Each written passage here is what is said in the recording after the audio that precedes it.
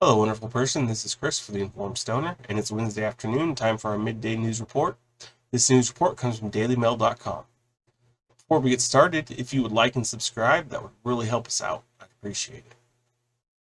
Horror of the trenches return to Europe. Ukrainian forces fight in mud to repel World War I style human waves of Russian troops in hellish battle of Bakhmut, with their only escape route now reduced to a quagmire. That's very horrible position to be in. Trench warfare is not good, very bloody, very nasty. We learned a lot about this in the First World War. Ukrainian soldiers are fighting in sodden trenches to repel Vladimir Putin's endless waves of expendable troops in the hellish battle of Bakhmut, in scenes reminiscent of the First World War. For months, Kiev's armed forces have been bravely holding back an onslaught of Russian military and Wagner mercenaries. Moscow has sent thousands into the maw of Ukraine's machine guns, with troops charging across the muddy hellscape strewn with corpses of their own comrades and into Kiev's trenches. That is a hellscape that no one wants to live through. But the pressure is starting to take its toll, with the reports of the ground saying Bakhmut is now encircled from the north, east, and south, leaving just one escape route, a treacherous quagmire to the west. Even worse, if they get fully entrenched, I'm afraid it's not going to bode well for them. Fully encircled. An analysis warns that it's only a matter of time until the city falls. Well, yeah, if they've pretty much encircled them, it's going to fall. The British Ministry of Defense said today that Ukrainian forces are likely to have stabilized their defense perimeter as they prepare to make a final stand with trenches dug and bunkers built. I hate to final stand, man. I mean, is it really worth it? I don't think that place is. I I mean, I get it. It's their homeland and it's their land, but is that particular piece of land worth losing all those lives for when they could come back later and retake it? I don't know. I'm not there. I'm not this, strategic-minded person running this show, so it's not my call. The fighting is hauntingly reminiscent of the First World War, most brutal battles when the Allies and German Empire sent wave after wave of soldiers against each other's trenches and machine guns, losing thousands of troops for each marginal gain. Horrible. Both sides were forced to fight in the mud, sometimes chest deep, and slog across open fields under withering fire for months. Now, I know that, wars have to be fought, and sometimes people have to die, and it's not cool, but that's life, I guess. Here we see Ukrainian soldiers in their trenches, which these poor fellows, I mean, just look at them. I I feel for them and their families and everything. It's horrible.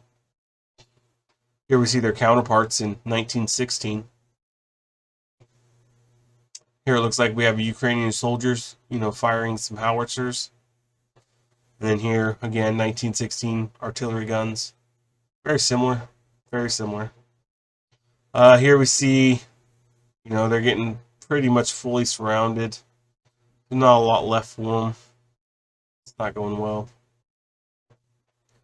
As was the case then, pictures from Bakhmut and surrounding region in recent days show Ukrainian soldiers crouching down as they engage in trench warfare, sometimes running through knee-high water. Snipers and heavy gunners peer down their scopes through barren forests, aiming in the direction of Russian advancing positions, looking for any signs of movement. Meanwhile, the noise of thumping artillery permeates the region, with the image showing Ukrainian troops covering their ears as they fire off round after round. The injured are carried off the battlefield on stretchers to army ambulances, which then must be driven west over treacherously muddy fields. Wow. Yeah, just trying to picture this in my mind as I read this. And it's not something I'd want to see in person. Not if I didn't have to. Such scenes recall brutal fighting in the First World War, which in early years saw waves of German soldiers crash against the defenses of the Allies.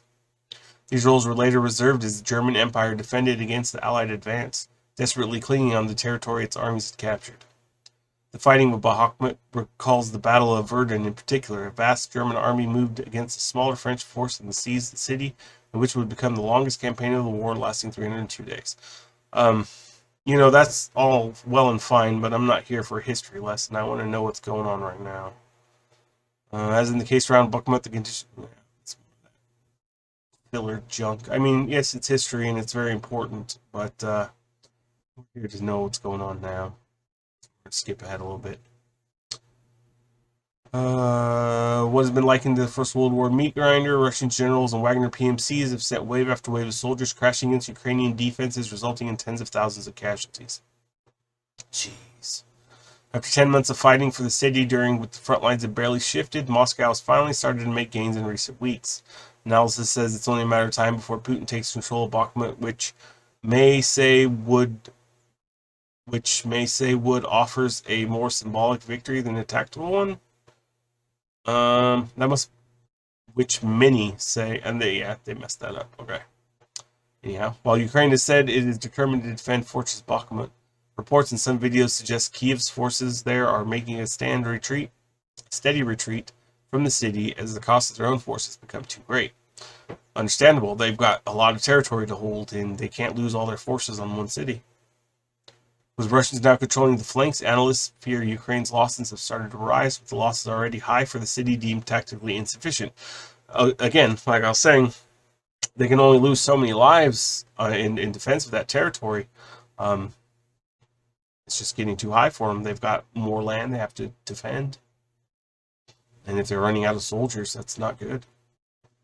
Some suggest that Kiev is fighting to wear Russia's numbers down. Well, they might be.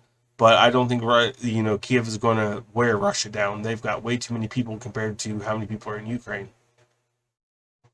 As in the Battle of Verdun, so that they cannot continue their assault, but they are fears that Ukraine might also hinder its own future counterattacks. Exactly, they're going to lose too many troops.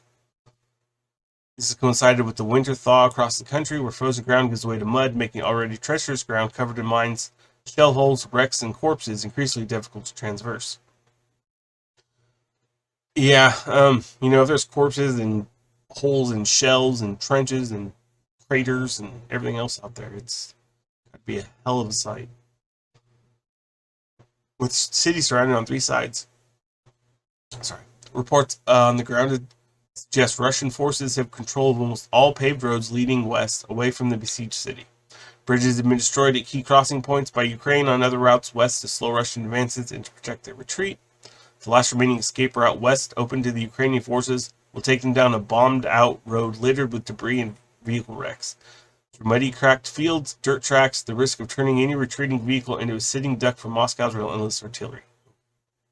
And I'm sure that they've got a bead on that area too, right? Because they know that's their only way out.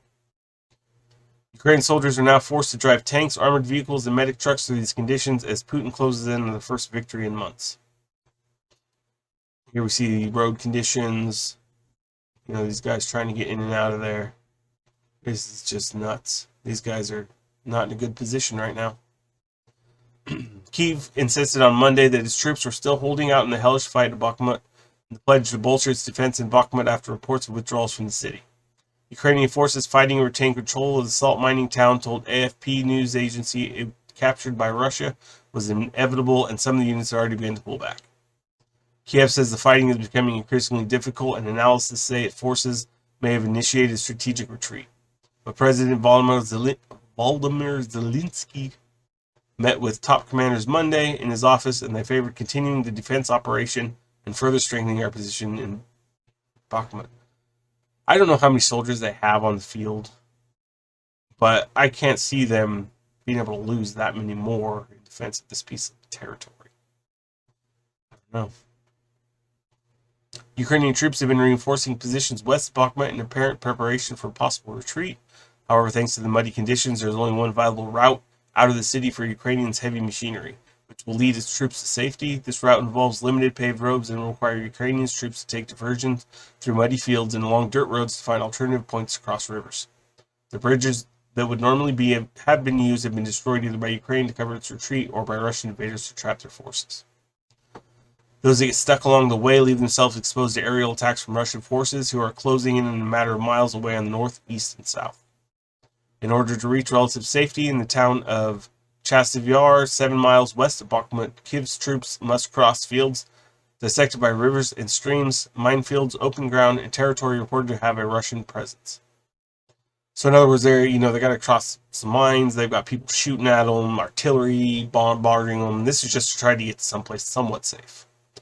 Upon reaching Chasiv Yar, Ukrainian forces would be able to regroup for another defense or make a safer retreat further west. Okay, so that's going to be their next staging point, more than likely then.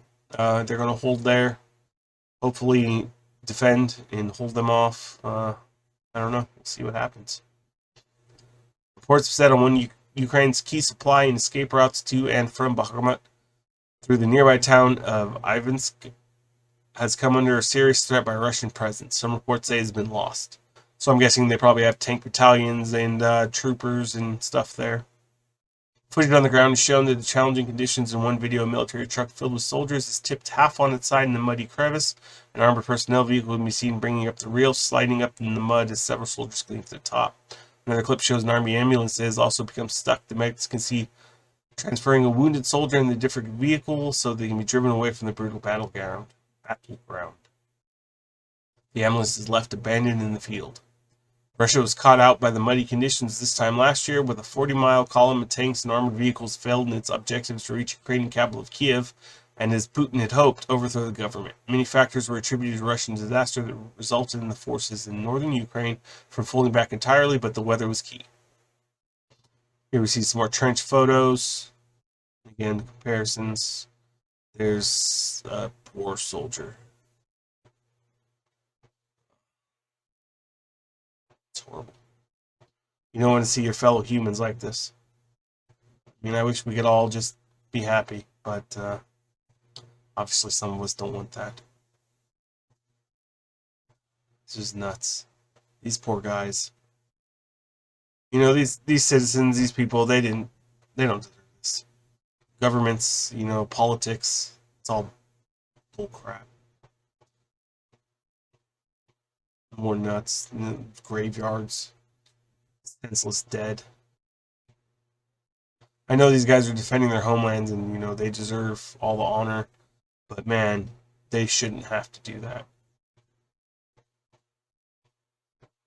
The US-based think tank yesterday said defending the city remains strategically sound for Ukraine so long as its own ongoing defense was consuming Russian manpower and equipment without suffering high casualties of its own. Ukrainian forces are unlikely to withdraw from Bakhmut all at once and may pursue a gradual fighting withdrawal to exhaust Russian forces through continued urban warfare. The Institute of the Study of War said in its daily update on the war. I just booby-trapped the place to blow it when they went in, but that may be against, you know, treaties and such, but that's what I do. Russia's forces are unlikely to quickly secure significant territorial gains when conducting urban warfare, which usually favors the defender and can allow Ukrainian forces to inflict high casualties on advancing Russian units, even as Ukrainian forces are actively withdrawing, the update added. It noted the city center is located on the western bank of the Bakhmut River, also giving Ukraine an advantage in its defense of the city that has been all but leveled by artillery during the months-long battle. Again, it sounds like the city is pretty decimated as it is, man. Full of explosives that blow the hell out of them when they come in. Of course, they're probably expecting something like that anyway. So, the update added, such urban conditions in the river features many benefit Ukrainian forces, and Ukrainian forces are able to hold the line from Kromov, a settlement on the Bakhmut's northwestern outskirts, south of the Bakhmut highway. Meanwhile, Washington said that even in the eastern Ukrainian city should fall to a Russian offensive, it would not necessarily give Moscow momentum in the war. Well, no, because they could stop them at the next city and hold them. Just because they take this one doesn't mean that it's going to immediately take the next one. Speaking to reporters in Middle East, U.S. Defense Secretary Lloyd Austin said he would not predict when or if Ukrainian troops might leave the city, but that its fall won't necessarily mean the Russians have changed the tide of the fight. I think it's more of a symbolic value than a strategic and operational value, Austin said. Moscow says capturing the city would be a step towards its major objective of seizing the full territory of the surrounding Donbass region. Kiev says Russia's losses in trying to seize the city reduced to rubble could determine the future course of the war by destroying combat power ahead of decisive battles later this year. A Ukrainian commander in Bakhmut said there had been no order to retreat and the defense is holding, albeit in grim conditions. The situation in Bakhmut and around is utter hell. I bet it is. Like, no doubt. As it is an entire eastern front. Yeah, I'm sure that whole area is utter hell.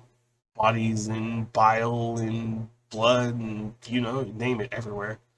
These people are just getting blown up by artillery, bullets, tank fire, grenades. Who knows? Sorry.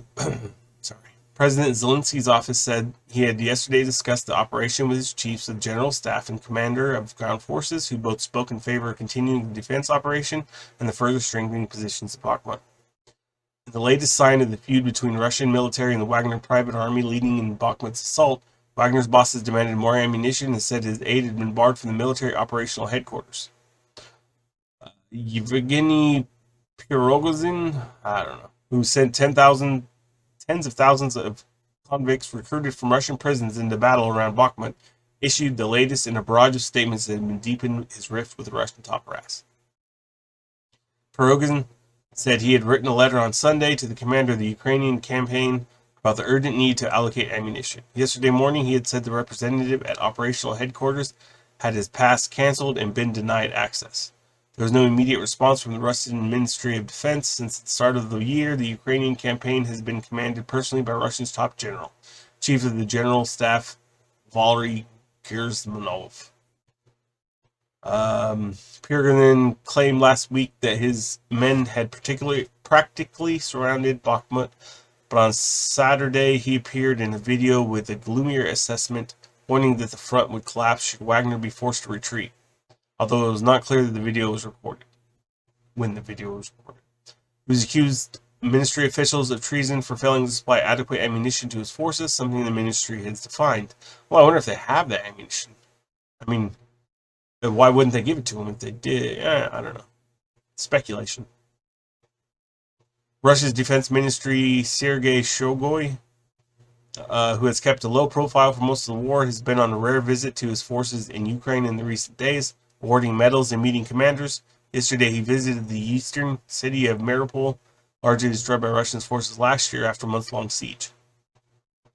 After losing ground throughout the second half of 2022, Russia launched a winter offensive of intense trench warfare, making use of hundreds of thousands of reservists called upon late last year. Here we're seeing some more photography. Got some tanks, sniper, trench drones, more trenches, some dude lighting fire. Apart from Bakhmut, Russia's offensive has produced no notable gains, failing to seize ground in Luhansk province further north and taking heavy losses in particular around the Volodar to the south. Kiev, for its part, has focused mainly on defense for the last 3 months, trying to inflict high casualties while preparing for counteroffensives when new weapons arrive and the muddy ground dries out. The ISW said it's still not clear whether Ukraine would pull out of Bakhmut or stay in for a continuing wear down of the Russian forces. Either way, Moscow's offensive appeared to be reaching its high water mark. The likely imminent culmination of Russian offensive around Bakhmut before or after its fall, the already culminated Russian offensive around Volodar and the stalling Russian offensive in Luhansk Oblast are likely setting robust conditions for a future Ukrainian counteroffensive, its researchers wrote. Well, that's, not pleasant. Trench warfare and everything going on over there, it's not good. We don't want to see our world like this. We don't want to see people fighting and dying. I'd rather see us happy and building to a better future. But what do y'all think? Drop a comment below. Let me know what you think. Maybe we can have a conversation. Well, have a great afternoon and try and focus on some good stuff.